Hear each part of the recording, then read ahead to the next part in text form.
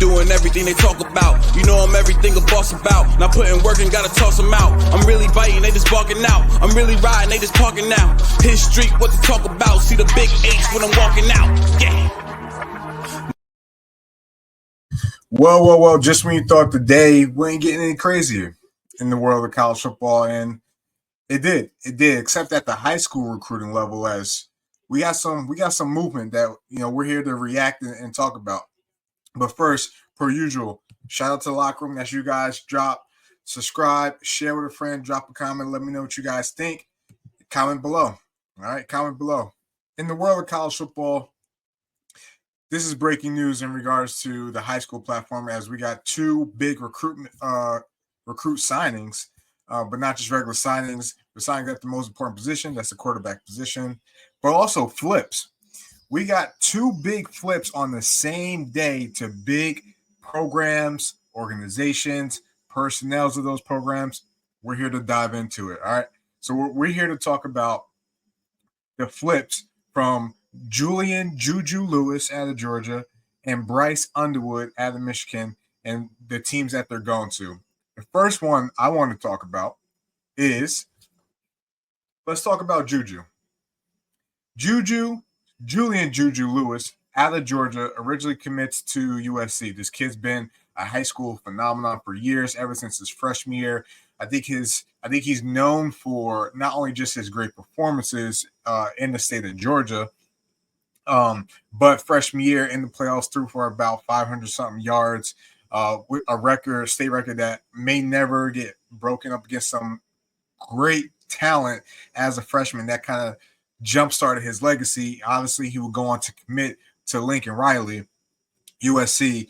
Lincoln Riley, a great quarterback developer. Again, we talk about Caleb Williams, we talk about Kyler Murray, we talk about Baker Mayfield, Jalen Hurts. This guy has been around great quality quarterbacks and helped them in their trajectory of college football and also their pro careers. Obviously, a couple first-round picks and Heisman winners along the way. And Juju was set to be the next in line, right? But what does Juju do? So he's committed to USC for a while now, and then he starts, taking his time, going through the process, and starts dabbling into other opportunities, all right? He is now given the keys from when Shedeur Sanders leaves Colorado to take over the program, right? Again, this was a kid leaving Lincoln Riley and USC, and his resume of what he's been able to do and the history of Southern California, to join primetime Coach Sanders, Coach Prime, whatever you want to call him, in Colorado. All right. That is a huge commitment. That is a huge commitment in Colorado history. Obviously, you talk about a lot of great players that have gone to Colorado and succeeded. Obviously, you talk about some of the quarterbacks. Some of the ones I know off the top of my head, obviously Joe Klatt, Cordell Stewart, Shedeur Sanders, Julian's next in line. What does this mean for Colorado? You can breathe. Coach Prime's not going nowhere. I know there's been whispers going to Dallas, going to the NFL. Coach Prime is not going nowhere. There's no way a quarterback of that caliber at the high school level making a now life decision with NIL and the amount of money these guys are making. There's no way a quarterback is making this decision just to find out his coach is going to the NFL. There's no way, and I'm going to go on record and say there's no way Coach Prime is leaving Colorado to go to the NFL. All right. He has his quarterback for the future. Again, whether if he comes and starts right away or there's a succession plan along the way, Shedeur Sanders has officially passed the keys, or will pass the keys, to Juju Lewis, who is set to enroll in the spring, getting ready for spring ball, getting him in the playbook, and start competing for that number one spot, which is all he wanted. All he wanted was that opportunity. He committed today on the Pat McAfee show earlier this morning. Seems like a humble kid. Seems like a kid who has his head on straight. He's been compared to potentially another C.J. Stroud based on his composure, how he plays the game, how he slings the rock. If all this is true, Colorado's settled for the future. And shout out to Deion, because Deion's been doing this since Jackson State. Deion's been stealing the state of Georgia since Jackson State. It started with Shedeur Sanders. It started with I believe his Cam Mitchell or Cam McHale Mitchell or something like that. Sorry if I'm butchering the name. You know how I'm talking about. He got Jordan Seaton from IMG Academy, and now he's getting Julian Lewis. Juju Lewis is coming to Boulder, Colorado. Raise your hand if you saw that coming, right? Colorado fans, talk to me. What do we think about this? How do you feel? How do you feel about the future and the trajectory of Colorado in the Coach Prime era, right? Drop a comment. Let me know what you guys think, because this is huge for college football. This is huge for Colorado. It proves Deion is a player. It proves Deion can compete with the rest of them. And honestly, shame on South Florida, shame on TCU, shame on Florida State for not throwing all their eggs in the primetime basket. Now they gotta watch. Now they gotta watch from behind. All right. So again, one of the top-rated quarterbacks in the 2025 class, Juju Lewis, out of Georgia, has flipped from Southern California to go to good old Colorado. Right? You can't write a better script than that. But if you did write a better script, it would be maybe the number one quarterback, the number one prospect in the whole class of 2025, flipping from LSU and going to Michigan.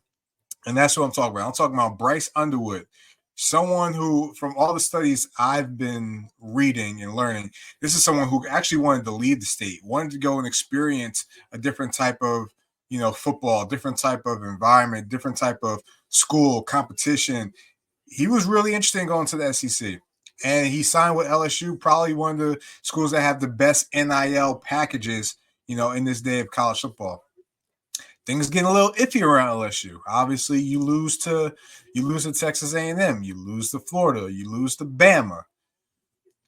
Is Brian Kelly? I'm hearing the seats getting hot in the Bayou. I'm hearing the seats getting hot down there. All right, you lose not only the number one quarterback, but the number one recruit. And who else is coming? Who else is following Bryce Underwood or anyone else after that? All right, Bryce Underwood flips from LSU to go to Michigan. This is a win for Sharon Moore. He has his quarterback for the future. We already know the quarterback struggles Michigan has been having all year. He has, I believe, who he believes in that organization believes is the guy to not only go and beat Ohio State, compete with Ohio State, but beat the Big Ten, go compete with Oregon, compete again for a national championship. He believes he has the guy to sling the rock. This is a bigger signing than J.J. McCarthy, who's one of the top quarterbacks coming out, all right? Bryce Underwood is leaving the SEC, or leaving what was almost going to the SEC, going to LSU for good old maize and blue. Good old maize and blue. Michigan fans, how you feeling? How you feeling about this, right? I know you guys are excited.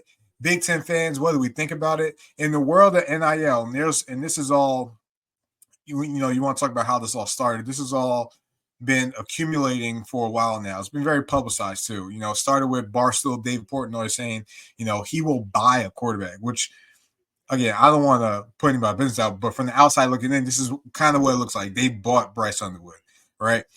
Things were getting heated up in the kitchen when it comes to the bidding war between Michigan and LSU. Prices going above $5 million and beyond. And now we're hearing it could possibly range $8 to $10 million.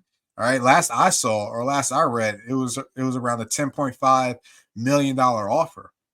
All right. And just to explain how the NIL packages and offers work, it's not like the players are getting all that money up front. That package revolves around, hey, let's just say 10 million over. I'm going to give you an even number. Let's just say 10 million over 5 years, right? 2 million a year. Let's just say they pay for your housing, they pay for transportation. All that is included in the package, right? So what's he's profiting off of that? Who knows? Either way, he's getting a bag. Either way, Bryce Underwood and his family is getting a bag. And ultimately, it got to a point where it was compelling enough where he wanted to make the move. It was life-changing. You can still compete for championships. You're still going to a top-tier program. Who knows what LSU is going to look like? It seems like there's more stability at Michigan. The hometown kid, number one prospect, number one quarterback, is staying home and going to Michigan, Bryce Underwood. So, locker room, you know how this works. This is an interactive podcast. Drop a comment and let me know what you guys think. Bryce Underwood going to flipping from LSU to go to Michigan. Julian Juju Lewis flipping from Southern California going to Colorado, right? What do you guys feel? What do you guys think how this affects college football, right? And side note real quick, just because all these stars and all these players are going to these big schools doesn't mean these guys will be successful. They still got to put in the work. Not every 5-star became a Hall of Famer in the NFL or even a first-round pick, right? But let's just say, because there's a lot of young talent in college football right now, especially at the quarterback level. So let's just say these guys turn out to be the guys. And, we're looking at quarterbacks, young quarterbacks that are doing fairly well in college football right now that, is gonna keep growing this game, right? Ohio State, Julian Sayin, Air Nolan. I'm assuming one of them might leave, right? You got obviously Bryce Underwood. We'll see how he forms out. Julian Lewis, we'll see how he forms, how he plays out. But even in other, you got Dylan Raiola, you got Arch Manning, you got my guy DJ Lagway, right? So the trajectory of what college football is going to look like in a couple of years is going to be, especially since the playoffs have expanded. College football is in a great position. Great position. I'm hoping the best for all these guys. Granted, we don't know what these guys are going to be, what they're going to look like in a couple of years, how things are going to turn out. But college football is in a good spot right now. College football is in a good spot. So we'll see how things pan out. But again, locker room, drop a comment. Let me know what you guys think. Let me know what you guys think about the signings. All right. Share the video with a friend. Subscribe to the Athletes Forum podcast. Join the locker room. Appreciate you guys.